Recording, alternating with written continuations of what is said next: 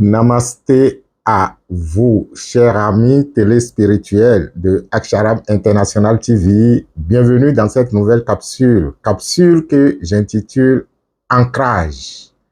Comment stabiliser votre énergie et prospérer sur Terre. Je reprends, Ancrage. Comment stabiliser votre énergie et prospérer sur Terre. Oui, lorsque nous nous incarnons, il y a un désir subconscient en arrière-plan de chaque personne qui, en fait, le pousse à chercher l'épanouissement, à chercher la prospérité. Et je fais cette émission dans la logique du rite, de la cérémonie de sortie de l'enfant, rite au cours duquel nous faisons ce que nous appelons ancrage de l'énergie d'incarnation. La capsule s'intitule alors Ancrage, comment stabiliser votre énergie d'incarnation et prospérer. Alors, nous allons d'abord faire un petit parcours de ce que nous appelons incarnation, qui commence naturellement par à l'étape actuelle du processus d'évolution spirituelle de l'humanité ou de la vie sur Terre, que l'incarnation commence donc par le processus de la fécondation qui, en fait, amène deux gamètes, deux cellules, mâles et femelles, à s'unir dans le ventre d'une tierce personne, et le processus d'évolution de ce nouveau, ou du moins de cette nouvelle cellule qui est issue donc de deux cellules, commence progressivement pour naturellement donner ce que nous appelons le bébé.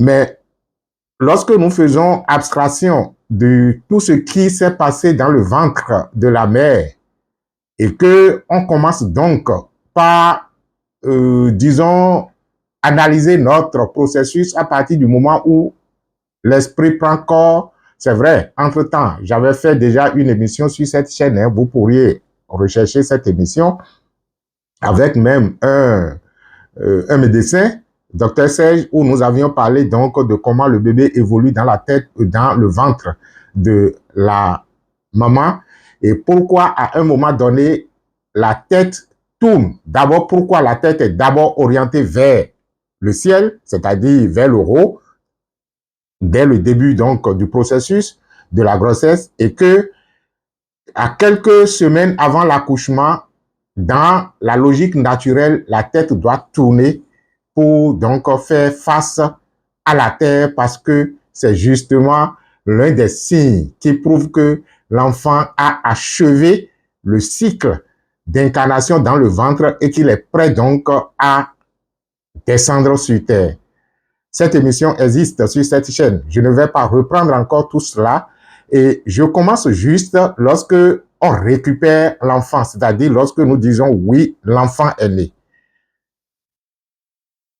On dira oui, il vient de s'incarner, mais ça également c'est encore une partie du processus, parce que l'incarnation c'est en fait tout le circuit du début jusqu'à la fin, où on parlera donc de la désincarnation. Mais comment nous pourrions, tout au long donc du circuit d'incarnation, véritablement parvenir à faire équilibrer notre énergie d'incarnation? Parce que, quel que soit ce que vous voulez sur cette terre, que ce soit la prospérité, que ce soit l'épanouissement qui rentre même dans la prospérité, nous allons d'ailleurs nous entendre sur ce que nous entendons par comment prospérer. Parce que c'est vrai que les mots ont leur sens. Mais lorsque vous voulez vous entretenir avec quelqu'un au-delà du sens général du mot, il suffit tout simplement que vous vous entendiez pour dire voilà ce que nous sommes en train de dire à travers tel concept.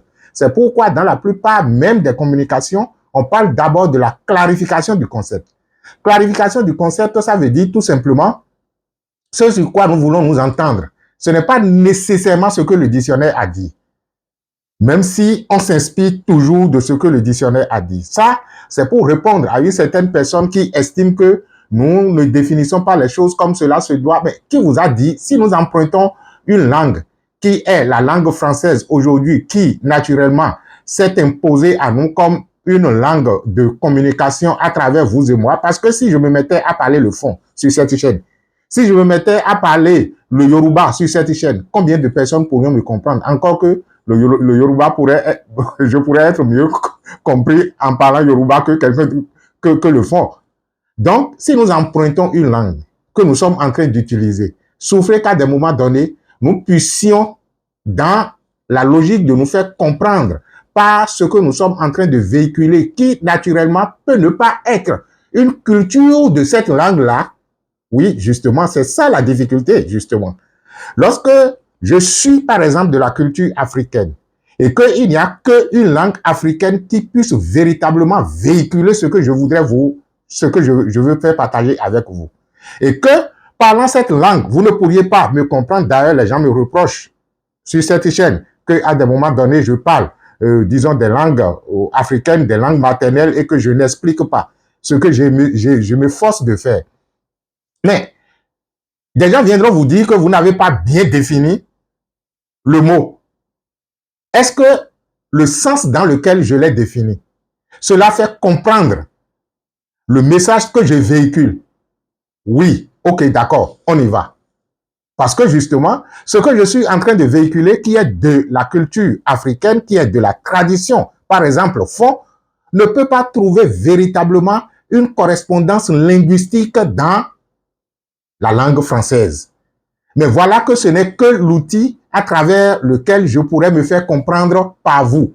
Qu'est-ce que nous allons faire? Donc, à des moments donnés, je pense qu'il faut naturellement faire taire son ego et aller à l'essentiel. L'essentiel, c'est est-ce que le message est compris? Si le message n'est pas compris, là, ok, d'accord, on est à même de se réexpliquer encore et encore en utilisant une langue qui, naturellement, nous force à aller au-delà de notre limite pour vous faire comprendre.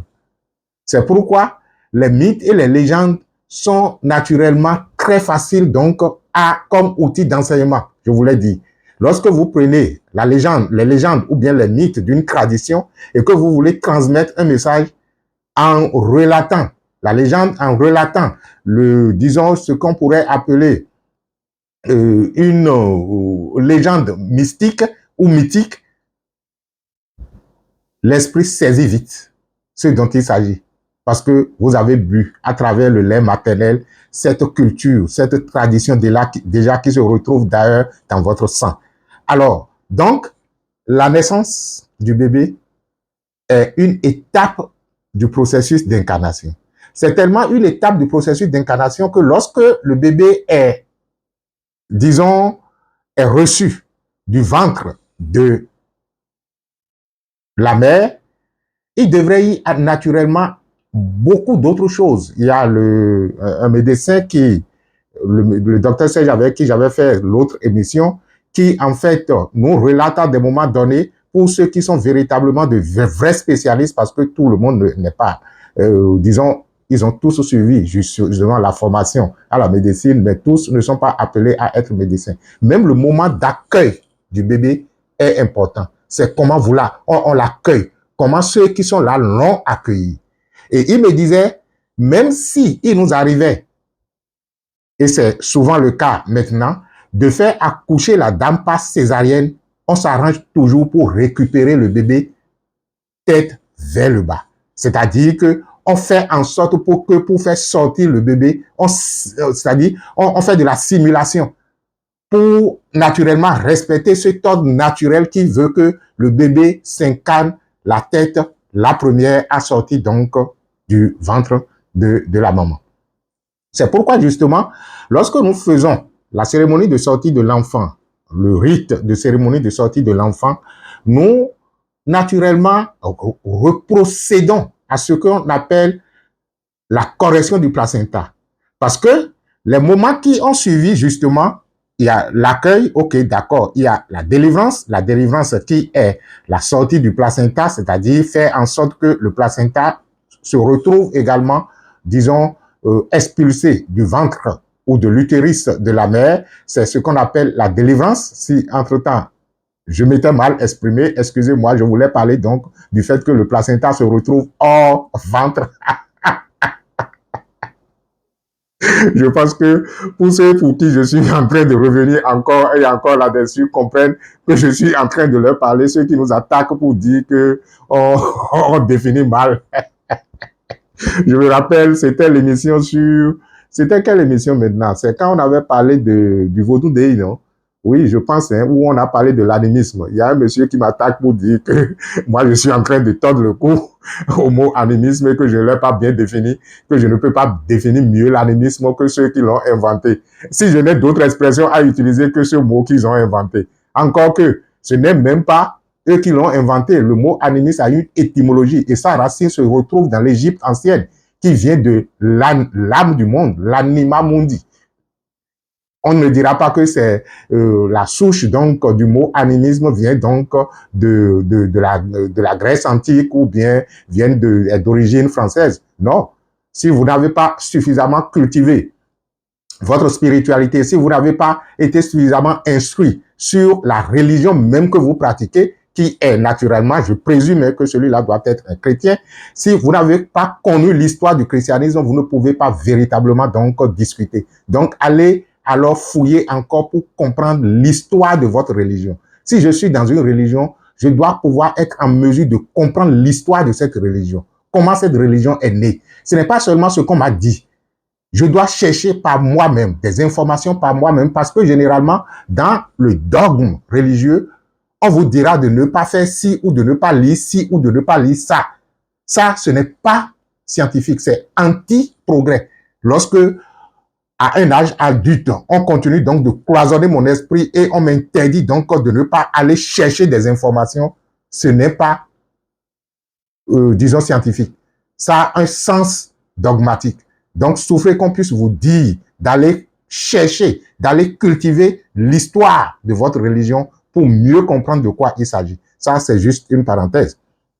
Alors, je reviens donc pour dire, lorsque l'enfant est reçu du ventre de sa mère, la façon dont il a été reçu, que ce soit une naissance naturelle, que l'enfant soit né par le bas, en affichant la tête ou en affichant quelques organes que ce soit, ou quelques, disons, quelques parties que ce soit de son corps, il appartient à ceux qui sont sur place de réajuster les choses avant même qu'on puisse donc procéder à des rituels pour pouvoir donc, parce que les réajuster déjà dès la naissance, c'est une façon déjà de commencer par corriger le déséquilibre.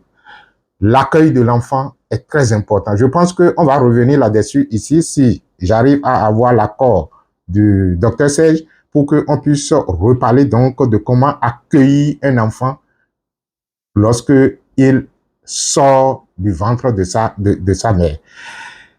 L'enterrement du placenta est très important et cela doit se faire dans la logique que, j'avais déjà fait une émission là-dessus, dans la logique que le placenta est l'organe qui représente dans la formation du corps du bébé, c'est-à-dire la terre, dans les 4 éléments, vous avez le liquide amniotique ou tout le reste sous forme de liquide qui représente donc l'eau.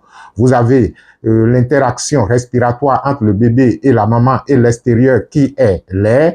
Vous avez la chaleur qui nourrit la croissance du bébé qui représente donc le feu et le placenta est la représentation de la terre. C'est pourquoi à la naissance ou à la délivrance, le placenta doit être retourné à la terre avec une connaissance précise. La connaissance précise, c'est que l'intention du retour du placenta doit être orientée vers le noyau de la terre. Donc, quelle que soit la façon dont le placenta est enterré, celui qui l'enterre doit être celui qui est en train d'enterrer le placenta doit être un sachant. Il doit être suffisamment, disons, informé du processus du retour ou de remise en ordre des 4 éléments ayant participé à la conception de l'enfant, qu'il comprendra que le placenta, lorsque je le mets sous la terre, mon intention doit être orientée vers le retour à la source, au noyau de la terre. Alors, lorsque tout ça là est fait et que les différents, disons, rites qui doivent naturellement accompagner la venue de l'enfant dans ce monde, ces différents rites sont faits, on se retrouve alors face à un nouveau-né dont l'éducation commence d'abord au niveau de la famille. L'éducation commence au niveau de la famille parce que lorsque l'enfant se retrouve à être le troisième personnage de la famille, papa, maman et lui, l'enfant, bébé ou le nouveau-né, il n'est laissé qu'à rien d'autre que à ce que maman et papa disent, les frères et sœurs disent de lui, et c'est ce que nous appelons l'éducation familiale. On commencera par l'appeler au départ comme mignon garçon, reine et tout le reste. Mais vous allez constater au fur et à mesure que les enfants grandissent et que nous, les adultes, nous estimons qu'ils doivent obéir à une logique que nous avions installée sur Terre quand ils n'obéissent pas à cette logique parce que, déjà, étant encore suffisamment connectés au monde spirituel, nous commençons donc par trouver des mots comme vilain garçon, vilaine fille et tout le reste pour, disons, témoigner tout simplement qu'ils ne réfléchissent pas dans la logique. Et c'est là où on commence déjà par faire faux. Parce que ce n'est pas parce que l'enfant témoigne de la fragilité qu'il est vilain. Ce n'est pas parce que l'enfant témoigne de ses limites que lui, certainement, il accepte qu'on va dire qu'il est incapable. Et c'est comme ça que nous commençons donc par enfouir des limitations dans le subconscient de l'enfant, ces limitations qui plus tard deviennent des réalités pour lui parce que une réalité pour un enfant, c'est ce que papa et maman ont dit qui est réel. Et après, ce sera peut-être l'enseignant de l'école, ce sera peut-être le dirigeant religieux qui lui aurait dit que telle chose et telle sont réelles et que telle chose n'est pas bonne, telle chose est incorrecte. Et c'est comme ça que on commence par cisailler l'esprit de l'enfant. On commence donc par cultiver au sein de l'esprit mental de l'enfant ce qu'on pourrait appeler donc la logique du bien et du mal, qui naturellement est une logique estropiée, une logique bancale, une logique qui en fait ne témoigne pas de la vitalité de la vie qui parcourt toute essence, qui parcourt toute chose. Alors, l'enfant est alors d'abord un être familial, c'est-à-dire un but de l'éducation de sa famille. Et c'est là que les familles qui ont une certaine rigidité en termes de principes, en termes de valeurs, arrivent à inculquer à leur enfant une certaine valeur, une certaine logique. Et là encore, c'est déjà pas mal. C'est ce que nous avons peut-être hérité à un certain, disons, à une certaine génération. On ne fait pas ça dans notre famille. Dans notre famille, on ne fait pas ci. Et il serait très difficile de voir véritablement des individus qui sont issus de telle ou telle famille se comporter d'une certaine façon. On dira, est-ce que toi, tu es véritablement de telle famille? Parce qu'on sait les valeurs qui guident, les mobiles principiels qui guident cette famille. Aujourd'hui, peut-être, avec l'éducation, je vais dire, qui est beaucoup plus numérique, il est difficile donc de faire comprendre aux enfants que nous avons une valeur, nous avons des principes que nous respectons. On devrait s'efforcer à ça. Donc, lorsque l'enfant est reçu comme un être familial, c'est-à-dire ayant été un but de l'éducation de la famille, c'est la société qui l'accueille après. Donc, l'enfant devient après un être social.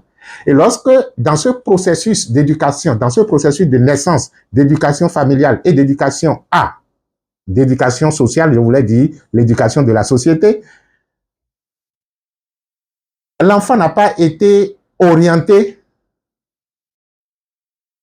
stabilité. Il est très difficile qu'à l'âge adulte, il puisse être équilibré.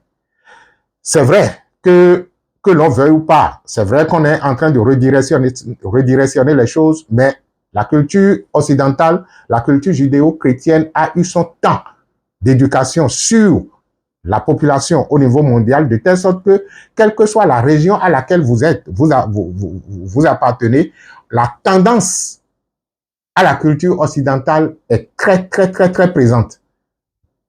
Il y a certains peuples qui ont pu, d'une certaine façon ou d'une autre, même en étant en contact avec le blanc, ont su garder une bonne partie donc de leur culture. Et c'est ce qui, naturellement, a favorisé, selon certaines analyses, l'expansion économique des pays de l'Asie. C'est vrai que l'Occident a été, ou du moins que l'Asie a été en contact avec l'Occident pendant que il était venu nous coloniser, ils parcouraient également le monde et de l'autre côté aussi disons, du continent asiatique, ils étaient en contact avec des peuples. Mais comment se fait-il que ces peuples n'ont pas adopté à 100% la culture occidentale et enterré totalement leur culture? Ils ont pu garder la bonne partie donc de leur tradition et c'est ça qui a fait que, en contact avec la technologie, soi-disant occidentale, qui n'est même pas occidentale, je dirais en contact avec le monde de la technologie, ils ont pu donc réaliser une émergence très rapide. Aujourd'hui, c'est-à-dire c'est aujourd'hui que l'Afrique est en train de se chercher pour se dire mais on s'est perdu de voie. Il faut qu'on retourne à notre source et que c'est à partir de notre source, en mettant bien sûr la technologie ou les inventions modernes en accord avec notre culture traditionnelle, que nous pourrions donc arriver à nous développer. Je parlais donc de l'éducation qui, naturellement, a un grand impact sur l'équilibre de l'enfant. Et si tout ça là est déjà raté, ou pour que cela ne se passe pas comme nous, on l'a vécu, ou pour certaines générations l'ont vécu, il est important que on procède au quotidien à ce que nous appelons l'ancrage de l'enfant. Comment l'ancrage se fait et comment cela peut-il contribuer à l'équilibre, à l'épanouissement et à la prospérité? Ce sera donc la deuxième partie de l'émission que nous allons naturellement faire toujours dans la même émission, comme on n'a pas déjà franchi la barre de la trentaine de minutes. Alors, l'ancrage. Ce que nous appelons l'ancrage, pour ceux qui ont déjà fait la cérémonie de sortie de l'enfant chez nous et qui sont dans le groupe qui est dédié à cet effet, je parle donc du groupe sur Telegram, dans lequel la cérémonie de sortie de l'enfant se fait en direct. Et cela se passe généralement les derniers vendredis de chaque mois, que nous sommes en train de reprendre maintenant au dernier vendredi du mois de janvier, qui doit être le dimanche, dernier dimanche, je voulais dire, dernier dimanche du mois de janvier, qui est le dimanche 29 janvier 2025. Lorsque vous vous inscrivez, vous allez vous retrouver alors dans un groupe sur Telegram, et c'est dans ce groupe que le rite, la cérémonie et le rite se passent en direct. Et quand nous finissons, on met généralement tous les documents ou toute la documentation issue de ce processus-là dans le groupe pour que ceux qui n'étaient pas en direct puissent naturellement en bénéficier. Alors, ce qu'on appelle l'ancrage, c'est tout simplement une technique élaborée qui permet tout simplement de récupérer votre énergie d'incarnation et de pouvoir donc la semer dans le noyau de la terre. Je pourrais tout simplement définir ça comme ça. C'est-à-dire récupérer votre énergie à travers une technique élaborée, la sensation de votre énergie vitale, la sensation donc disons, de votre énergie d'incarnation que vous allez semer dans le noyau de la terre. Cela se passe au cours des méditations ou au cours d'une méditation, mais il est important que cela se répète encore et encore jusqu'à ce que le contact avec la terre soit une évidence. Je vous pose une seule question. Si vous êtes honnête avec vous-même, c'est pendant très peu de temps, au cours d'une journée, que vous vous sentez être en contact avec la terre. C'est pendant très peu de temps, au cours d'une journée, que vous vous sentez être en contact avec la terre. Or, la terre est en fait l'élément structurel qui, naturellement, a accepté votre incarnation, avec qui vous avez négocié durement, je voulais dire. Le fait que, étant dans l'espace en tant qu'esprit, permettez qu'on le dise comme ça, ce n'est pas l'espace, disons, au-delà donc de nos cieux terrestres, mais on dit tout simplement que la seule chose qui permet, en termes physiques, d'appréhender un peu l'esprit, c'est l'espace. De telle sorte que on dit autant l'espace est infini, autant l'esprit est infini, parce que à travers déjà votre sensation et à travers votre imagination, vous pourriez vous étendre, je vais dire, ou bien vous dilater, je vais dire, ou bien vous évaporer. C'est comme si vous mettez par exemple de l'eau sur le feu, vous allez constater que vous avez la possibilité de circonscrire l'eau qui est dans le récipient sur le feu. Mais au fur et à mesure que ça s'évapore, notre esprit n'arrive pas à cerner la vapeur d'eau, à moins que, à travers un autre couvercle, on récupère cette vapeur d'eau qui est ensuite liquéfiée.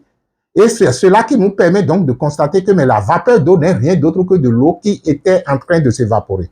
Mais une fois que ces vapeurs, ça a un caractère expansif, donc c'est aéré, ça peut prendre tout le volume qu'on lui donne et au-delà.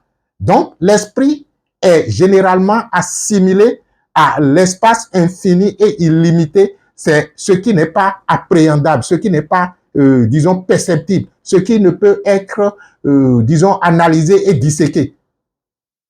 Parce que, malgré la technologie actuelle, on n'est pas encore arrivé à définir le confin de l'espace. Hein. Donc, lorsque l'esprit infini et illimité, aéré, fluide, volatile,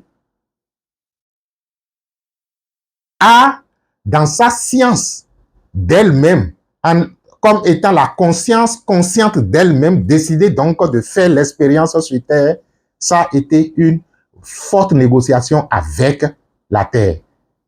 Et lorsque nous incarnons, c'est-à-dire que nous fabriquons un corps que nous prenons en thème, en tant qu'esprit, et que ce corps doit être notre outil d'expérimentation sur Terre, nous avons naturellement les 4 éléments qui constituent notre corps, la terre, l'eau, le feu et l'air.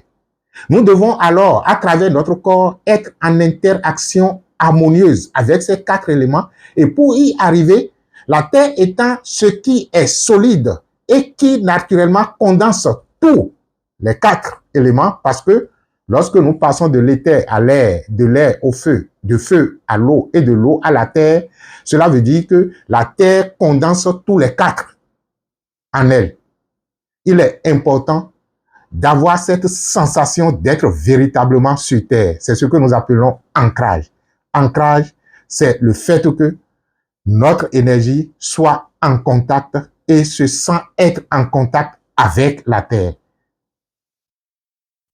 Il est important que cela se fasse généralement à travers donc des méditations. Et c'est pourquoi d'ailleurs, moi, quand je veux diriger une méditation, l'une des, disons, des méthodes que je donne comme préambule, c'est justement le fait de se sentir être où on est. Se sentir être où on est, une technique consiste tout simplement à se ressentir être en contact avec la terre. Parce que dès lors que vous vous ressentez être en contact avec la terre où vous êtes présent en ces lieux.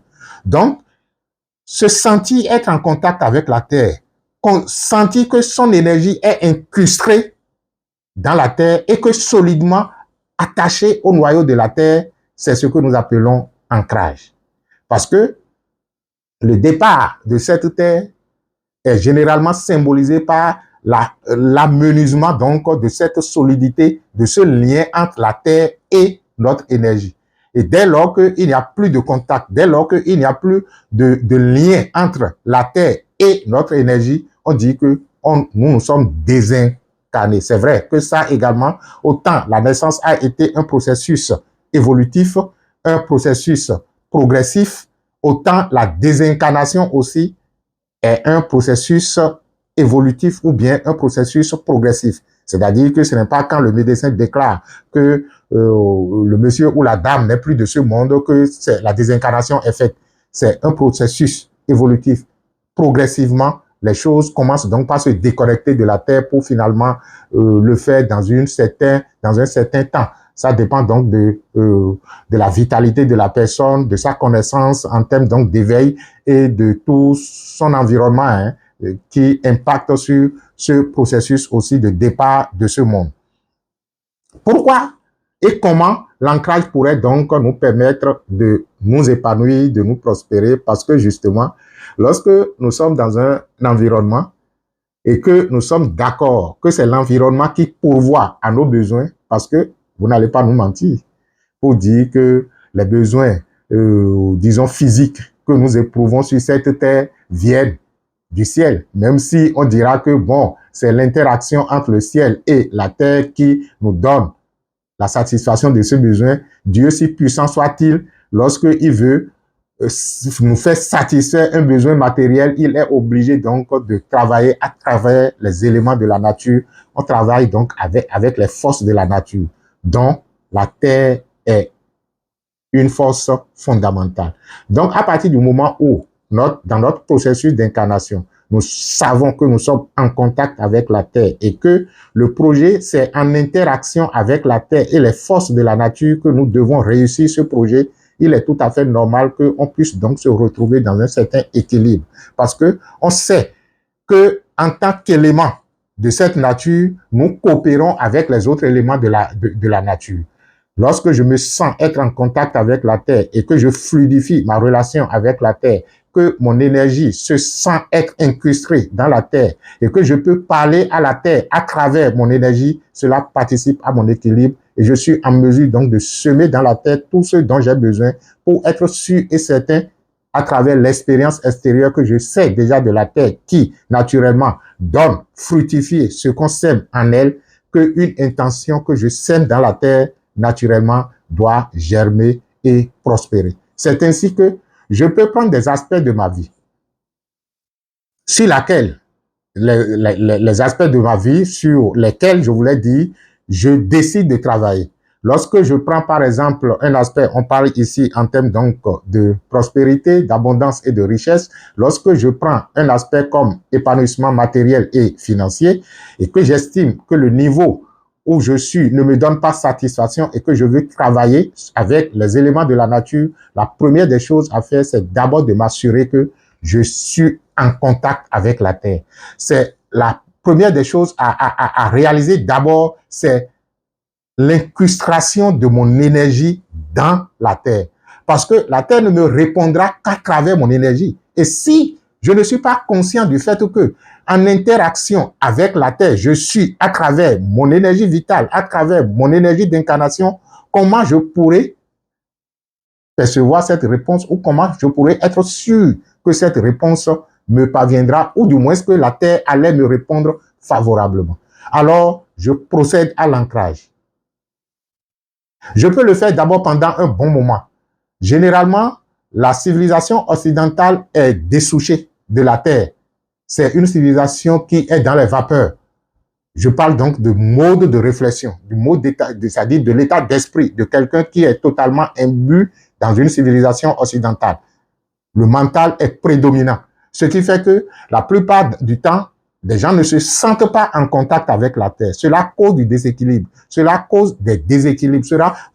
C'est comme si vous êtes en suspension.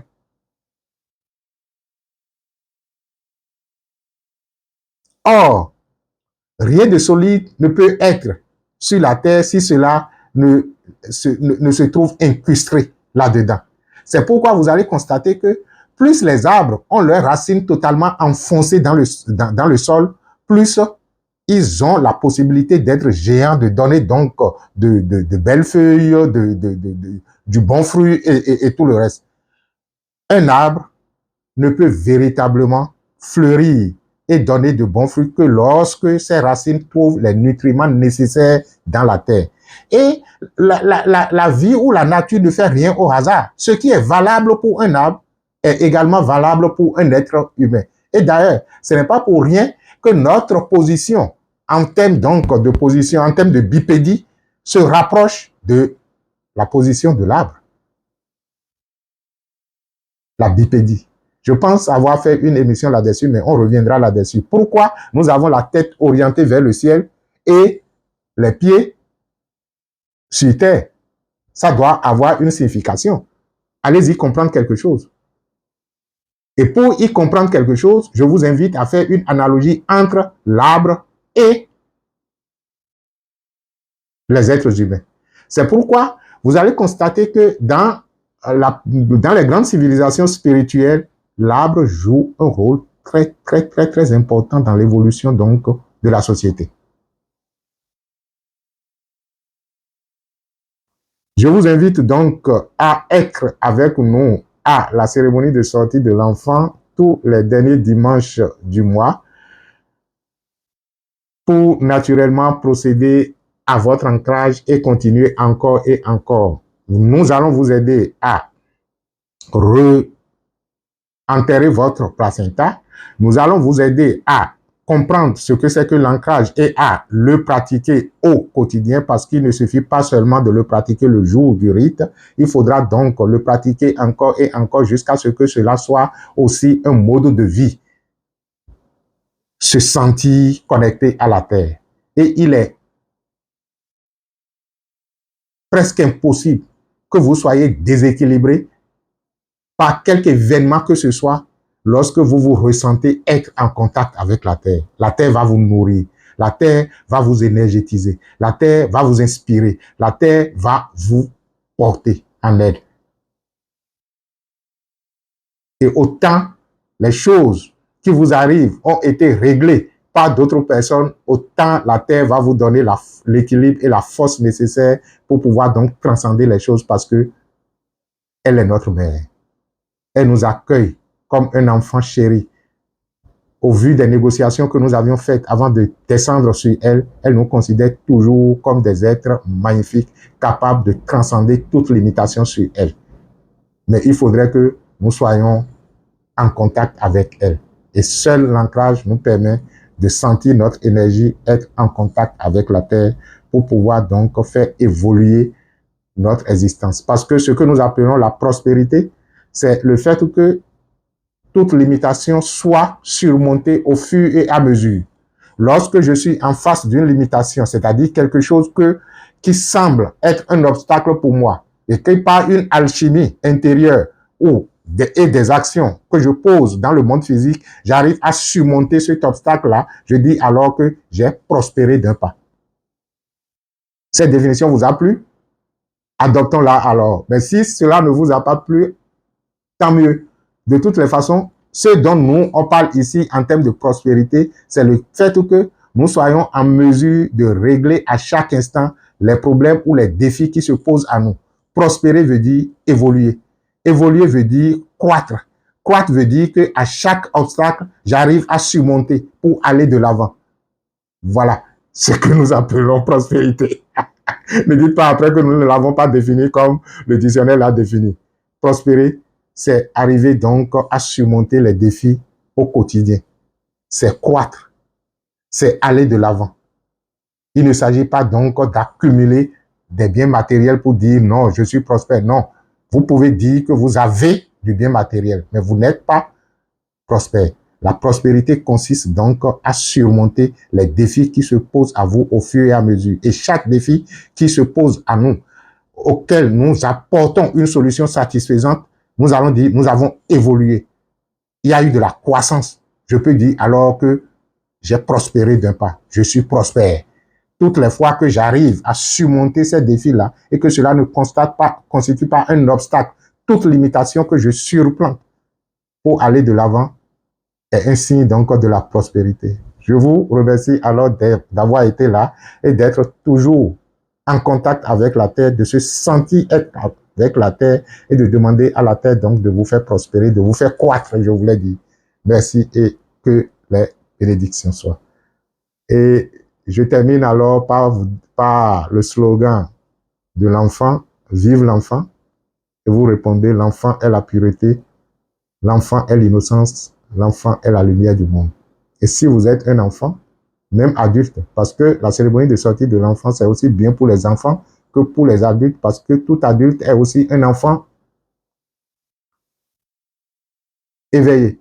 Donc, vous allez répondre tout simplement, quand je dis vive l'enfant, vous répondez l'enfant est la pureté, l'enfant est l'innocence, l'enfant est la lumière du monde.